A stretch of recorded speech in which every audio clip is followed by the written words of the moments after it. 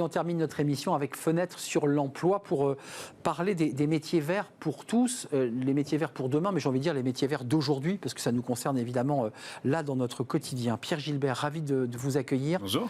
Vous êtes cofondateur de Sator, très joli nom, Sator. Un mot quand même sur la philosophie, parce qu'on va parler de concret, mais il y a quand même une philosophie dans Sator. Vous dites quoi? Vous dites tous les métiers qui sont aujourd'hui occupés peuvent devenir des métiers gris aujourd'hui, voire noirs pour certains secteurs, doivent et peuvent devenir des métiers verts. Comment on procède ? Vous savez, quand on parle de transition énergétique, on a des gens comme Jean-Marc Jancovici ou Jean-Baptiste Fressos qui nous disent qu'il n'y a jamais eu de transition énergétique dans l'histoire. On a fait qu'empiler des sources d'énergie. On a empilé le charbon sur le bois, et puis on a empilé le pétrole sur le charbon, et maintenant on empile des éoliennes et du solaire et du nucléaire sur les énergies fossiles, mais on ne les substitue pas. Voilà, ce que j'ai envie de défendre, c'est un peu la même idée. C'est-à-dire que ce qu'il faudrait faire pour la transition énergétique, c'est substituer des énergies grises, des énergies fossiles par des énergies vertes. Clairement. C'est la même chose pour l'emploi. C'est-à-dire que l'idée, c'est de substituer des emplois gris, c'est-à-dire l'essentiel à peu près de nos emplois, puisqu'ils sont adossés à des activités qui nourrissent un système qui détruit la planète, les substituer par des emplois verts, et non pas additionner des emplois verts à des emplois qui sont gris. 14,5% d'emplois verts aujourd'hui sur l'ensemble des emplois. Ça, c'est un chiffre que vous partagez. On est encore très très loin du compte. Comment Sator s'y prend? Parce que j'imagine qu'il y a de la pédagogie, il faut être des masterclass. Il y a quoi? Il y a l'idée de donner la parole, de faire s'exprimer des experts, d'aller à la rencontre des entreprises. Comment on fait? Tout à fait. Alors nous, chez Sator, on démarche ce qu'on estimait des avant-gardistes dans leur domaine, qui sont des domaines des transitions, et puis on leur fait faire des masterclass d'une dizaine d'heures en épisode d'une demi-heure. Ça se regarde comme une série Netflix, et on en sort avec une vraie vision, parce qu'en 10 heures, on a le temps de creuser.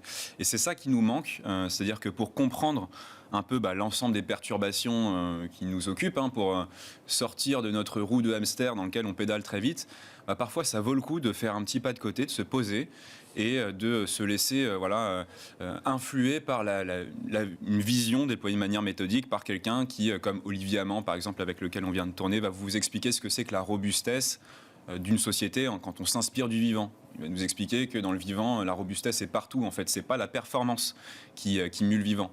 Vos organes à vous, par exemple, ils seraient extrêmement performants à 40 degrés. C'est la température à laquelle les enzymes fonctionnent le mieux. Sauf qu'à 40 degrés, ça s'appelle une fièvre bien méchante. Vous êtes à 37 degrés. C'est vrai. C'est-à-dire que votre corps, il est dans une situation sous-optimale.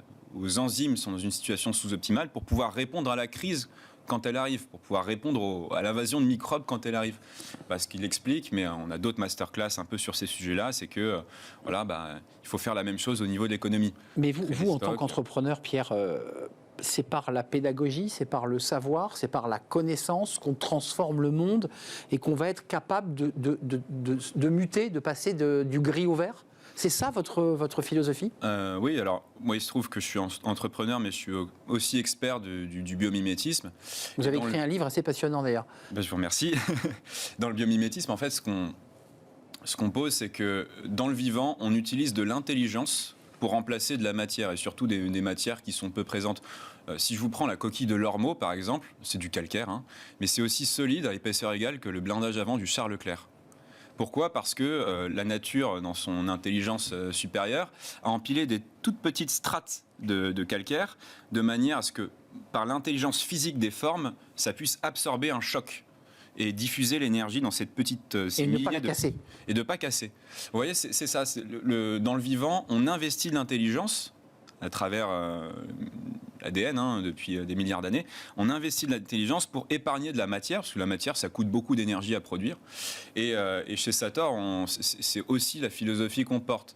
Il y a quoi? Il y a l'idée aussi dans les métiers verts d'avoir des conditions de travail, d'équilibre de vie, une manière de vivre différente des métiers gris.